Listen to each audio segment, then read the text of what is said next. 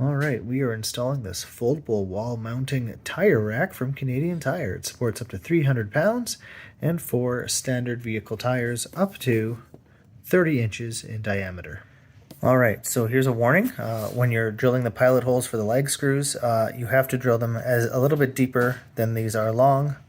Otherwise, they could break off and fail. So make sure you follow those instructions. And this is everything that comes in the package. We got 2 of these bars here and 2 of the brackets. That's what it looks like unhooked. And you can install these from 36 inches wide to 48 inches wide, depending on what you need. Okay, the first step is to really determine where you're going to put this and install it. I have a little bit of a cheat code on my wall in that I already have these slats on the wall and they are level. So keeping it level for me is going to be very easy. However, what you're going to want to do is mark out where you want it. Now, if you're going roof close to the ceiling like I am, you want to make sure you're not too close, that when you install it, the tires don't actually fit.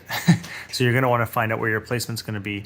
And the first step is going to be mark the top holes of either bracket where you want it. And again, if you're doing this near the ground, it's the same thing. You have to drill into the studs.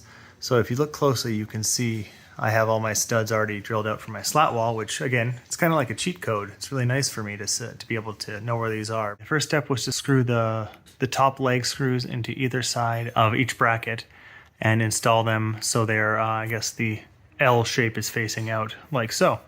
Now you do the top, and then what we're going to do is make sure they are even and then put in the other leg screws. Now make sure that you are between 32 and 48 inches apart, otherwise the posts that actually hold the tires won't reach.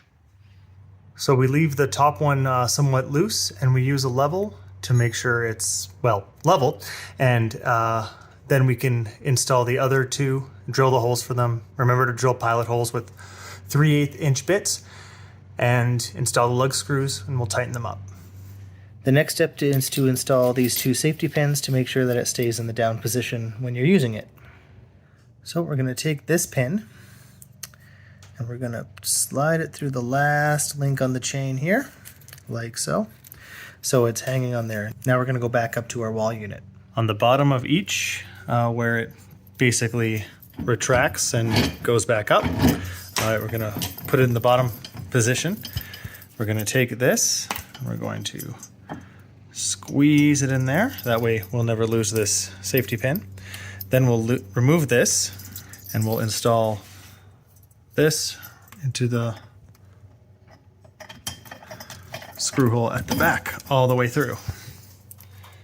On the other side, we'll reinsert the pin. And we'll do that for the other side as well. The last step is to install these tubes which actually hold the tire in between the 2 brackets.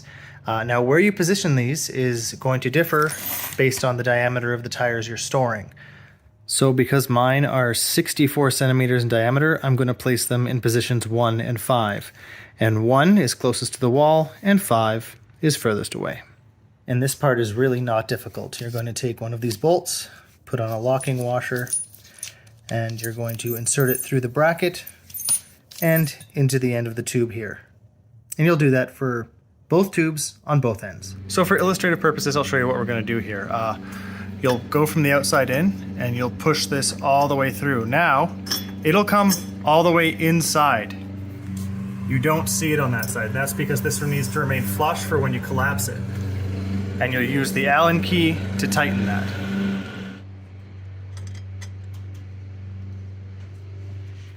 And there you have it.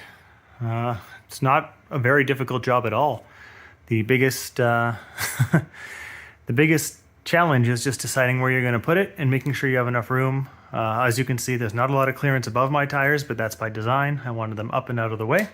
But yeah, hopefully this helps. Like I said, very straightforward, easy installation. You know what you're doing. You'll be done less than an hour probably, especially if you're not climbing up and doing things way up high.